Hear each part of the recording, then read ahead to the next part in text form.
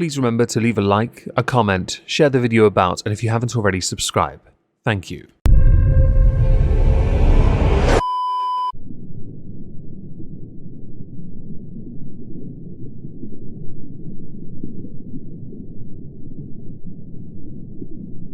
Well, isn't this just fantastic?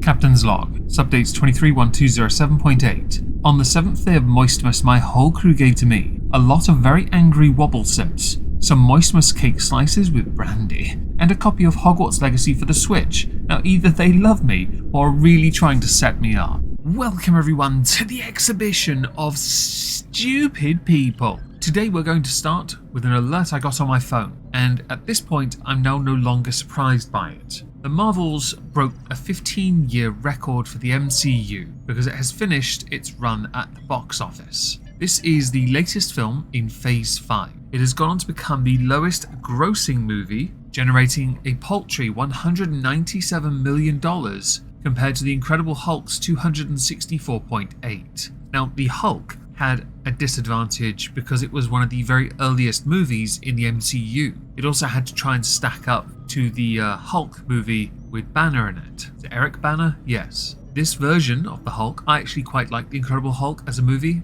I liked the story, I liked how it looked as well, as opposed to Ruffalo's that turned him into comedic value. What really hurts the Marvels is that it had a budget of over $200 million, not including what minimal promotion was done for the movie. Now you can assume the Screen Actors Guild strike had something to do with that, but I would have thought, and many would agree here, that they then would not have pushed the movie out so soon because it would have made more sense to give it at least a month to promote it. Clearly there was not much faith in this movie succeeding. Bob Iger did not actually acknowledge the Screen Actors Guild strike and instead said it was something to do with COVID because the movie was shot then and lacked executive supervision. I mean, it was written by somebody. There's your first red flag, and it can be safely acknowledged by all of us that the strike would have had something to do with this. It would have impacted it, but it can also be something else. Bob Iger might also be correct. The story of what the Marvels is based around a character trying to restore her homeworld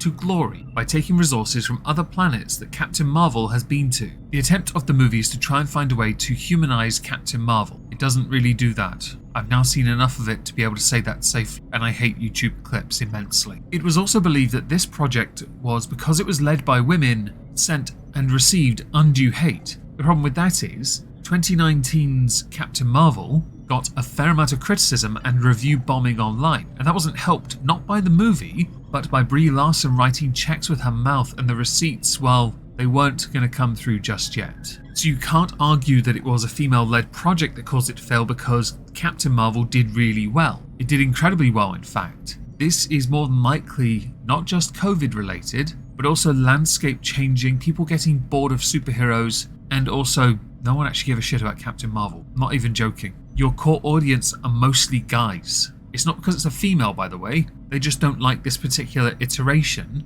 and haven't gone to see this movie because they've moved on, or because streaming platforms have kind of reduced the point of going to see movies as much. So you can't claim it to be a form of misogyny either, yet it is often used in articles like Variety. And you can't now claim that the reviews would have harmed this movie because there aren't as many, and you can't also say this because Ant-Man and the Wasp: Quantumania generated $476 million worldwide, and it got worse reviews than the Marvels. This is a case of people are just not as interested in this particular movie. The MCU has released 33 movies and a whole slew of TV shows. Many of the TV shows have been absolutely panned because they weren't done by Netflix. Although Loki's pretty good. Yeah, that was pretty good. A lot of them have been panned because some of the messages in the writing sought to undermine what had been accomplished in the past to elevate and promote a different message. That does not resonate with many of your core viewers. So why are you so desperate to do a Sony and push a message no one cares about? A Warner Brothers and push a message no one cares about? The Marvels is the very first movie in the MCU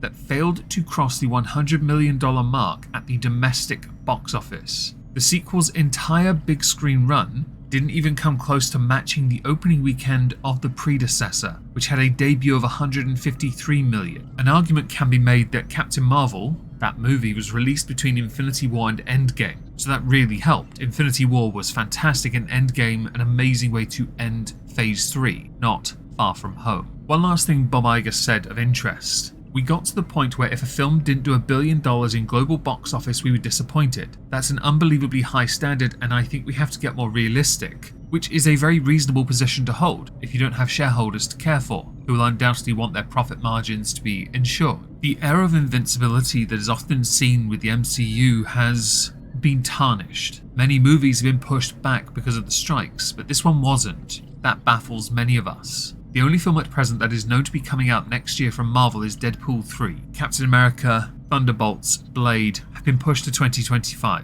In truth, Blade interests me, but only because I really liked the Wesley Snipes iteration, and I'm intrigued to see how they push this version. Okay, only Blade 1 and 2 though. 3 never happened. So next we have to talk about PlayStation. We have no choice here. I mentioned Sony in the first part, in connection with movies, because they put out some really bad ones over the years. Now we're going to talk about the gaming industry, because they've done something interesting and it harms a lot of people. Courtesy of Culture Crave, Sony is deleting a ton of TV shows from the PlayStation Store at the end of the year. If you purchased this content, you will no longer be able to use it. Included is a statement from the PlayStation Store. As of the 31st of December 2023, due to our content licensing arrangements with content providers, you will no longer be able to watch any of your previously purchased Discovery content, and the content will be removed from your video library. We sincerely thank you for your continued support. Thank you, PlayStation Store. Now, I have never used PlayStation Store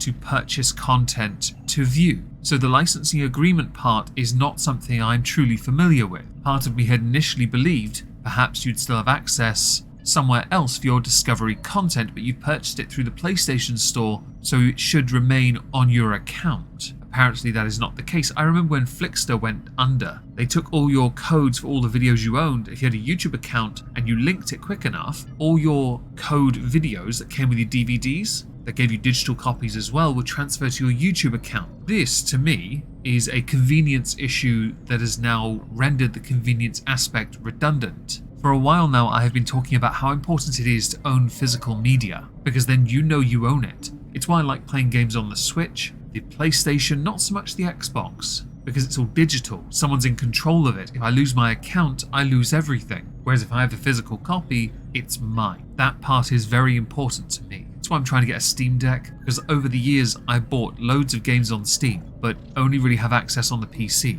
Granted, it's not physical copies, but I haven't bought new games in a while there, and I'd like to play those somewhere else. Physical copies are the way forward. I understand people not wanting to get up and change the DVD or the VHS or the reel if you watch on an overhead projector. I understand that. But this is a big warning sign right now, and it's not a good one for PlayStation. So we'll go to an article from the 3rd of December 2023. As you may expect, the notification has not gone down well with the PlayStation community, with some suggesting this is the reality of an all-digital future. Digital content, even the content you pay for, is only ever licensed. That means the only way to preserve your favorite media is to buy it physically, and that's only if it's available physically in the first place, of course. Although PlayStation didn't give a reason as to why the content was being withdrawn, and some suggest it's because the network merged with Warner Bros. Last year, and as such, licensing arrangements need to be revised and renewed. This, though, is not the only problem PlayStation players are having. Many PlayStation users are reporting that their accounts have been suspended permanently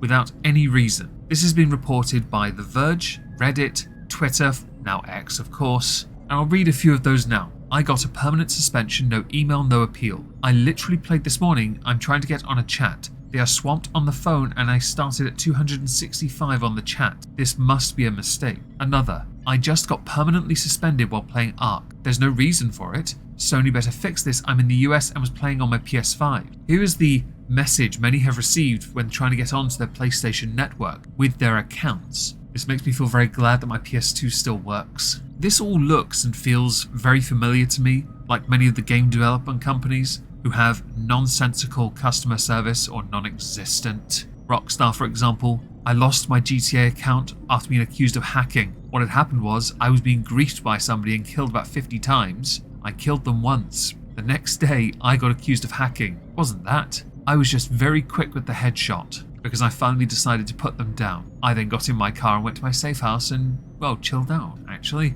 My safe house was a bike place. It was awesome. Well, it was, until I lost it. I had meth and everything. When you compound the licensing issue with people's content they have purchased via the PlayStation Store they're no longer allowed to access, or won't be able to in the new year, with the fact that many are losing their accounts as well without reason, it is right that many are going to get very cross with Sony. PlayStation to me is one of my favourite consoles, always has been. I've always loved and preferred it if I had to choose between that and the Xbox. Oddly enough, I agreed with earlier Chris Chan, Hexbox, spit. But as I've gotten older, I still gravitated towards handheld, but the PlayStation was the go-to. Yeah, things like this do not make me want to pick up my PlayStation and play again. If you've made it this far in my little rant here, my advice will remain the same. Physical media is preferable. I know it takes up space and digital is surely the future. But when you know the power of this can control you, you have to weigh up whether or not you want to lose your freedom to watch the shows you want to watch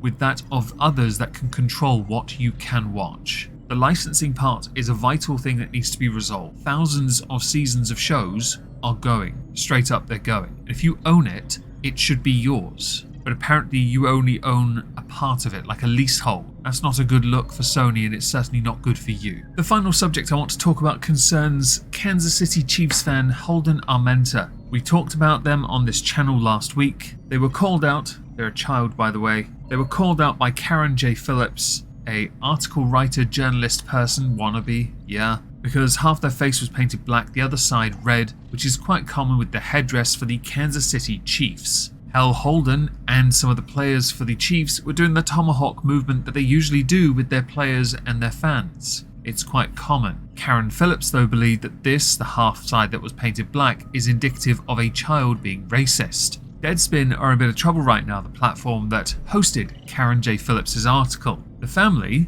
have threatened to sue for defamation. Shannon and Raul Armenta, the parents of Holden, sent a scathing letter to GO Media, the publisher of sports blog Deadspin, demanding an immediate retraction, which at time of recording on the 6th of December 2023, it has not been retracted. This does though get quite amusing, because Karen J. Phillips has now locked down their Twitter. It is protected. They're getting a fair amount of blowback here. Also deleted this tweet. For the idiots in my mentions who are treating this as some harmless act because the other side of his face is painted red, I can make the argument that it makes it even worse. And others are trying to claim that Elon Musk is igniting a hate storm against a black reporter in that way. No. Karen Phillips slandered a 9-year-old and got roasted for doing it. You have to be a remarkable smooth brain to think that this is anything but an adult having a crack at a child. By the way, Karen Phillips is very race-baity. Proof of that comes from a simple tweet like this. How dare there be people that are white, so many of them in fact in Flint? How dare gentrifying happen, everyone? I thought integration was key, not segregation by race. A portion of the letter from lawyers from Clairlock LLP, which specialise in defamation cases, cite the confluence of media shared by the famously progressive news site promoting the contentious piece. It reads, "These articles, posts on X and photos about Holden and his parents must be retracted immediately." Pointing to a since deleted post defending Phillips's piece, the correspondence continued, "It's not enough to quietly remove a tweet from X or disable the article from Deadspin's website. You must publish your retractions and issue an apology to my clients with the same prominence and fanfare with which you defamed him." And I couldn't agree more. That is a 9-year-old child. I believe I said in my video they were 5. My mistake on that. I apologise. Children to me all look alike. I think also they were referenced as 5 in one of the articles.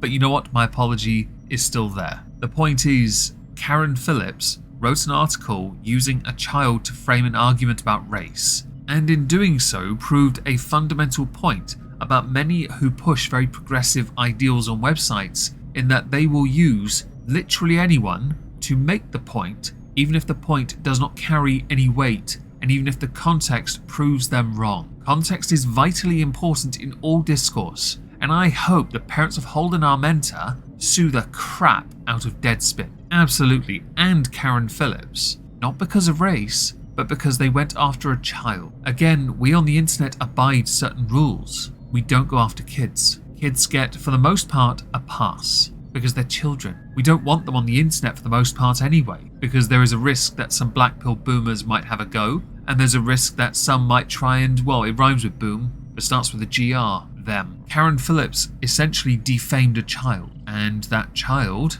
deserves compensation. It's one of the very few times when it comes to an American lawsuit when I stand with the lawsuit, or lawsuit, sorry, it's not a lawsuit, but it will become a lawsuit when you get smacked around a courtroom like a bitch, which you are one. Anyway, if you've made it to the end of the video, thank you very much for watching. If you haven't already, smash a like, leave a comment, and I'll see you on Twitch tonight. Ta-ta everyone.